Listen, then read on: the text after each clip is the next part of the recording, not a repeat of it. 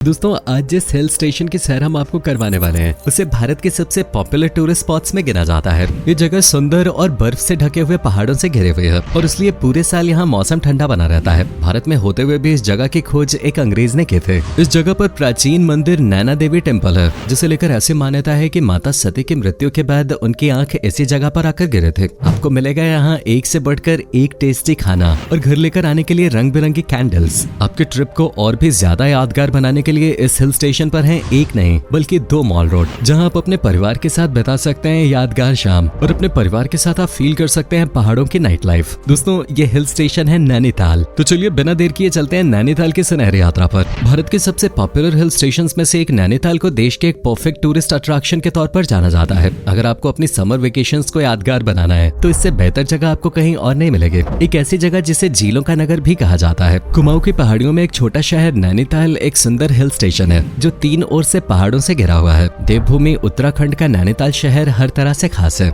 नैनीताल हमेशा से ही अपनी सुंदरता के लिए काफी लोकप्रिय रहा है। यहाँ लाखों लोग दुनिया भर से छुट्टियां बिताने पहुँचते हैं। यहाँ रहने वाले लोगों की कुल पॉपुलेशन है 55,000 के करीब। समुद्र तल से नैनीताल की ऊंचाई 26,837 फीट ऊपर है। अगर आपको कैलाश मानसरोवर की यात्रा पर जाना है तो इस जगह से होकर ही गुजरना होगा। क्या आपने कभी सोचा है कि नैनीताल की खोज आखिर किसने की थी? इस हिल स्टेशन की खोज करने वाला व्यक्ति कोई भारतीय नहीं बल्कि एक अंग्रेज था। जी हाँ, सही सुना आपने। एक अंग्रेज व्यापारी ने सबसे पहले इस खूबसूरत शहर को दुनिया के सामने रखा था। इसी के बाद अंग्रेजों ने इस जगह को अपना विंटर कैपिटल चुना और धीरे धीरे करते हुए बाकी अंग्रेज भी हर साल नैनीताल घूमने आने लगे। अंग्रेजों के बाद ये जगह पूरी तरह से एक टूरिस्ट स्पॉट बन गई जो आज तक देश के सबसे पॉपुलर हिल स्टेशन के रूप में जानी जाती है। नैनीताल का मौसम हमेशा से ही ठंडा रहता है, इसलिए दूसरे राज्यों के अलावा बाहर देशों से भी आपको हर साल हजारों की संख्या में आए लोग दिखाई दे जाएंगे। चारों तरफ बर्फ से ढके हुए पहाड़ और झील इस जगह को बहुत आकर्षक और सुंदर बनाते हैं। आप यहाँ एक पल के लिए भी बोरियत महसूस नहीं करेंगे क्योंकि यहाँ का प्राकृतिक सौंदर्य आपको कभी ऐसा फील नहीं होने देगा। यहाँ लोग घूमने फिरने के साथ हनीमून मनाने के लिए भी आते हैं। एक दौर में नैनीताल के आसपास 60 से ज्यादा झीलें थी।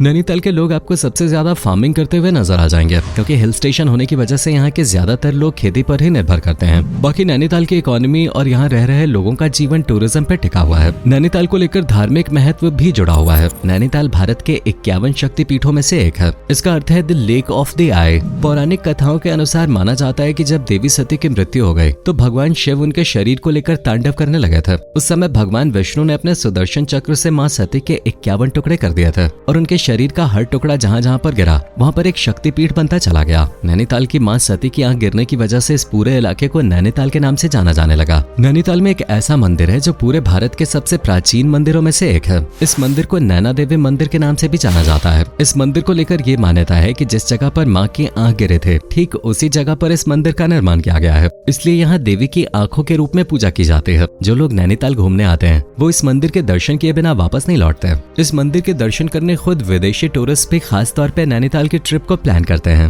दोस्तों अगर आपको नैनीताल की असली खूबसूरती देखनी है तो यहाँ पर एक ऐसा व्यू पॉइंट है जिससे आप अपनी इस इच्छा को पूरा कर सकते हैं। वैसे तो इस पूरे ही शहर में खूबसूरती देखने के लिए काफी पॉइंट्स बनाए गए हैं, लेकिन इस पॉइंट की बात ही कुछ और है। किलबरी रोड पर स्थित एक लेक व्यू पॉइंट बहुत खास है क्योंकि यहाँ से नैनी झील का आकार मैंगो यानी आम के शेप का दिखाई देता है, जिसे देखने के लिए पर्यटकों की भीड़ लगी रहती है। ये व्यू पॉइंट शहर से करीब 3 किलोमीटर दूर स्थित है, जहाँ आप बिना किसी परेशानी पहुँच सकते हैं और नैनीताल की सबसे खास चीज को देख सकते हैं। इसके अलावा नैनीताल से जुड़े कुछ और रोचक फैक्ट्स की बात करें तो नैनीताल के जोली कोट में भारत का सबसे पुराना 18 होल्स का गोल्फ कोर्स है। नैनीताल में लगभग हर दिन दोपहर में बारिश होती है। झील उत्तरी छोर पर होने के कारण यहाँ पर लगभग हर दोपहर बारिश होती है। ये बारिश इतनी तेज नहीं होती, इसलिए शायद आपको इसका पता भी न चले। अगर आपने मसूरी और मनाली जैसे हिल स्टेशंस की सैर की है तो आपको मॉल रोड के बारे में अच्छे से पता होगा। नैनीताल का मॉल रोड काफी फेमस है। इस हिल स्टेशन का मॉल रोड इसलिए भी खास है क्योंकि आपको यहाँ एक नहीं बल्कि 2 मॉल रोड मिलेंगे, अपर मॉल और लोअर मॉल। अपर मॉल रोड विशेष रूप से ब्रिटिश निवासियों के लिए बनाया गया था और लोअर मॉल रोड भारतीयों के लिए। ऐसा इसलिए था क्योंकि पहले इंडियंस अपर मॉल में नहीं जा सकते थे क्योंकि उनकी एंट्री वहाँ बैन थे।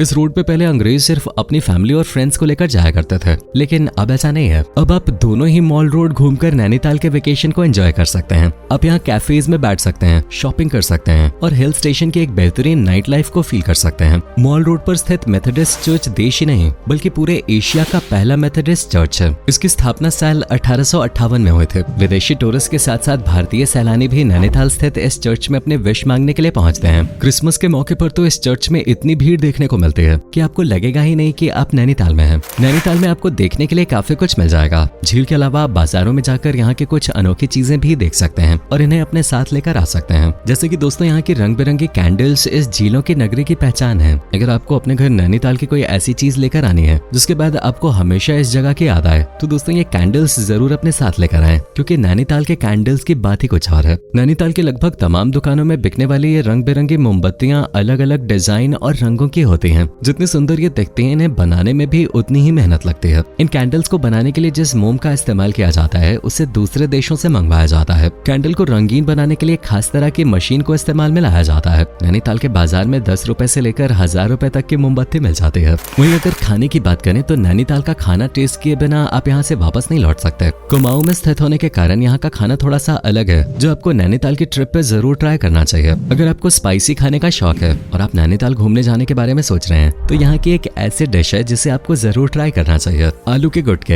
यानी पोटैटो वेजेस नैनीताल का सबसे प्रसिद्ध फूड आइटम है, जो आपको यहाँ के हर रेस्टोरेंट में बनता हुआ दिखाई दे जाएगा। ये आलू से बनने वाली एक स्वादिष्ट डिश है, जिसे चखने के बाद आपको पहाड़ी जायका मिलेगा। ये डिश खाने में चटपटी होती है। इसके अलावा आप नैनीताल जाकर गुलगुला, बाल मिठाई, अरसा और कुमाऊं का स्पेशल रायता जरूर ट्राई करें। ये सभी डिशेज आपकी नैनीताल ट्रिप को और भी ज्यादा यादगार बनाएंगे। दोस्तों, नैनीताल हिल स्टेशन हमेशा से ही इसलिए भी टूरिस्ट के बीच पॉपुलर रहा है क्योंकि मुगल कभी यहाँ राज नहीं कर पाए। यहाँ सभी धर्मों के लोग एक साथ मिलजुल कर रहते हैं और सभी त्योहारों को एक साथ मिलकर मनाते हैं। ये एक ऐसा शहर है जहाँ 1 किलोमीटर के दायरे में एक मंदिर, एक मस्जिद, एक गुरुद्वारा और एक चर्च स्थित है। प्रत्येक धार्मिक त्योहार अपनी परंपराओं के अनुसार मनाया जाता है, लेकिन आज तक यहाँ कोई ऐसी घटना नहीं हुई जिसकी वजह से इस हिल स्टेशन के इमेज को चोट पहुंची हो। यहाँ रहने वाले लोग हरेला त्योहार को काफी धूमधाम से मनाते हैं। वैसे तो ये पूरे उत्तराखंड का सबसे अहम त्योहार है, लेकिन नैनीताल में इसे काफी उत्साह के साथ मनाया जाता है। ये फेस्टिवल खेती से जुड़ा है। दोस्तों, आप नैनीताल जाकर काफी कुछ एक्सप्लोर कर सकते हैं, जैसे पंगोट किलबुरी बोट सैंक्चुअरी। ये नैनीताल के साथ पूरे उत्तराखंड की सबसे प्रसिद्ध बोट सैंक्चुअरी है। ये बोट सैंक्चुअरी इसलिए भी पॉपुलर है क्योंकि यहाँ बोट्स की कई ऐसी प्रजातियां पाई जाती हैं जो आपको कहीं और देखने को नहीं मिलेंगे। इसके साथ ही ये एक लौती ऐसी बोट सैंक्चुअरी है जहाँ आपको लाफिंग ट्रशेस देखने को मिल जाएंगे, जिन्हें देखने के लिए दूर देशों से कई बड़े फोटोग्राफर्स यहाँ आते हैं। नैनीताल का सबसे पसंदीदा झील है नैना झील। नैना झील में बोटिंग के जरिए घूम सकते हैं। कथाओं के अनुसार इस झील के बारे में कहा जाता है कि यहाँ पर डुबकी लगाने से उतना ही पुण्य मिलता है जितना कि मानसरोवर में डुबकी लगाने से मिलता है। ये झील हरे भरे पेड़ों से लदे पहाड़ों से घिरे हुए है।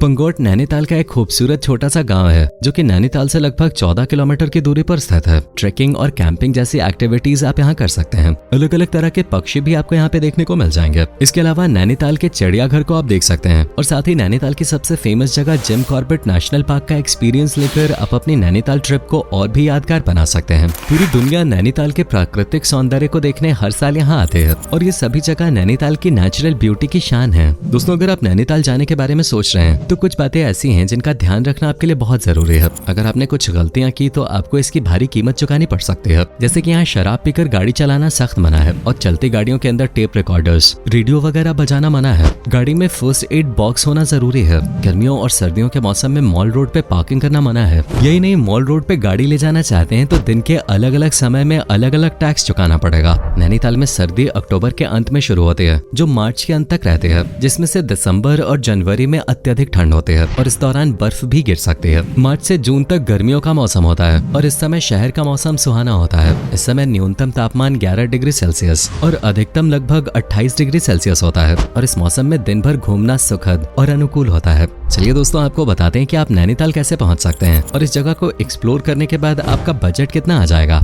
नैनीताल एक पहाड़ी इलाका है और आपको यहाँ एयरपोर्ट या रेलवे स्टेशन देखने को नहीं मिलेगा। नैनीताल का सबसे नजदीकी एयरपोर्ट पंतनगर एयरपोर्ट है, जहाँ से नैनीताल शहर की दूरी करीब 55 से 60 किलोमीटर है। पंतनगर एयरपोर्ट पे जाने के लिए दिल्ली से डायरेक्ट फ्लाइट की सर्विस दी जाती है। इसके अलावा काठगोदाम ही नैनीताल का सबसे नजदीकी रेलवे स्टेशन है, जिसके बीच की दूरी करीब 25-26 किलोमीटर है। काठगोदाम रेलवे स्टेशन से नैनीताल जाने के लिए प्राइवेट टैक्सी, शेयर टैक्सी और बस तीनों तरह के साधन उपलब्ध कराए जाते हैं। इसके अलावा दोस्तों, अगर आपको बाय रोड नैनीताल जाना है तो इससे बेस्ट ऑप्शन आपके लिए कोई और हो ही नहीं सकता। तो दोस्तों, ये था बहुत ही खूबसूरत हिल स्टेशन नैनीताल। अगर आप में से कोई है नैनीताल या फिर उत्तराखंड से तो हमें कमेंट में जरूर बताएं। वैसे तो दोस्तों, आप लोगों में से कईयों ने इस जगह को एक बार जरूर विजिट किया होगा। अगर हाँ, तो आपको नैनीताल की कौन सी चीज सबसे ज्यादा खास लगे हमें कमेंट सेक्शन में जरूर बताएं। साथ ही अगर आपको हमारी आज की वीडियो पसंद आई हो तो इसे लाइक और शेयर करना बिल्कुल भी ना भूलें, ताकि हम आपके लिए इसी तरह की और भी मजेदार वीडियोस लेकर आते रहें। आज के एपिसोड में बस इतना ही। आपसे जल्द मुलाकात होगी अगली वीडियो के साथ।